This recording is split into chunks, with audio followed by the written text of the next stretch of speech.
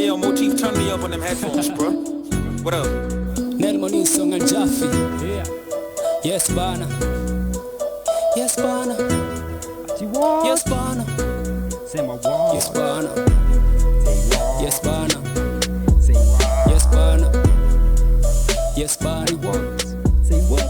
Say what? Naitwa Monyere. Yeah. So welcome again, and we're saying now we're talking about another event. Najua hapa chini bado tu. Let's just change to this event. I know you know what I'm talking about when I nikiweka hivi. Yeah. The Groove Awards. And you know why I had the Kisima Awards there? Because Groove Awards made sure that all these other events, mostly the biggest music events in Kenya, vanished. I'll be able to explain to you why. So let's just go so these are the most recent, but I just want to go further and further. I'm not really sure if I'll be able. So let's start here. If you remember, I think this was one of the biggest. So this is when Groove Award was the biggest Groove Award. So that I think this is when it got. You remember wakati Bahati anatoka, wakati akina DK were the people, akina Jimmy Gate, akina Chris Ebaba, Pitson.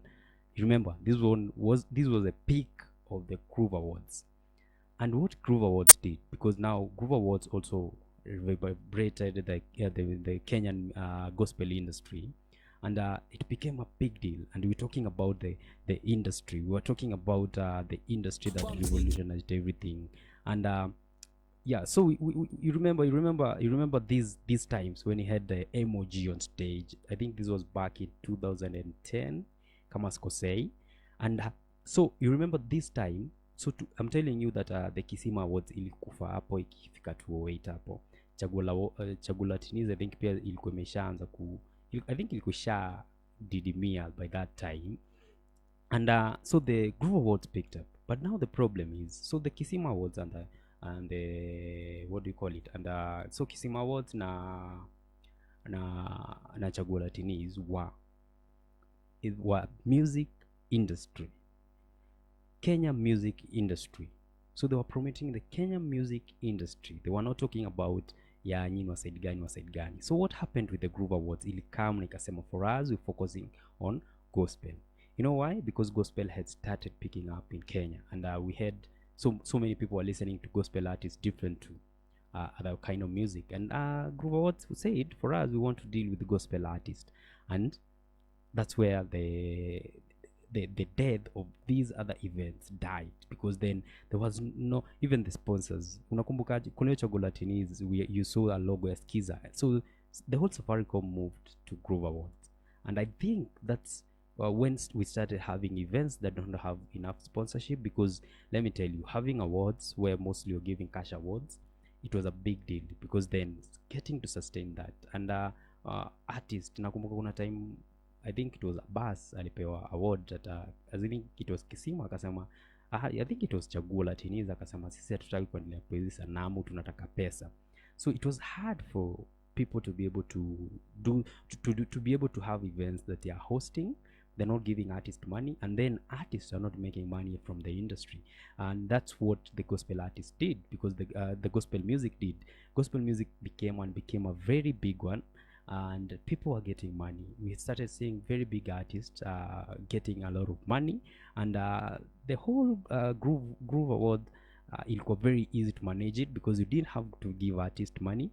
All you had to do was to just be able to host a few artists, host artists at the awards, because wanna make enough money. So hata ukikosa kuwapia cash awards, it was not a big deal for them. So that's where you remember.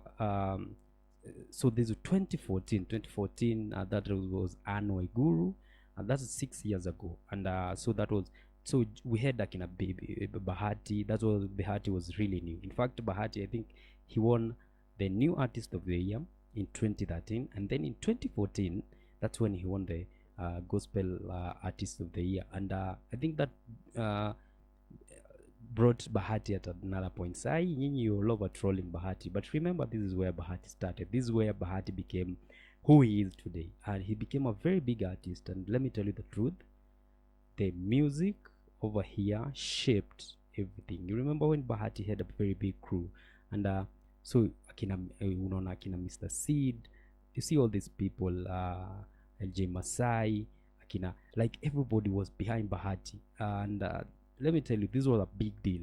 And let me tell you the truth, this event killed hizo event zingine zote because it became and blew up. You remember tumekuwa na wave until last year, tumekuwa na wave ya gospel music. Gospel music has been the thing. Akina, so unakumbuka Bahati, wakini na akina Will Paul battling there, you remember. And this, the reason you're saying people jumping is because for once Bahati alishinda award yenye Will Paul alikuwa ameshinda the previous year, and remember that's when walikuwa na hizo rivalry. So remember, so Groove Awards shaped the music industry, but it shaped the gospel music industry. It did not shape the Kenyan music industry. And I think that's what one of the things that is ailing the Kenyan music industry, because we're having international artists like Akina Calligraph now, people like Sauti Soul, but then we don't have big gospel artists that get to go beyond these beyond borders. But what you're having is that we're having an industry that doesn't support the artists who are going internationally, because we don't have bigger platform for such artists. You remember the time to on a Safaricom Live, and I believe Groove Awards took a lot of resources from Safaricom, because Safaricom gives up a lot of money to, and then you remember ilianza tu the Safaricom Live ilianza tu kudai pole pole. So yeah, so that just give you a history of the Kenyan music industry, and at least now you get something out of it. And those are the biggest 3 events that shaped the Kenyan music industry. So we have other music, other events that go to shape the Kenyan music industry in a very big way, and we'll be talking about them in a short while. So we're talking about, so today music, we'll be playing old school music, and I'll be giving you awesome music. And so we're going back to Nelmo.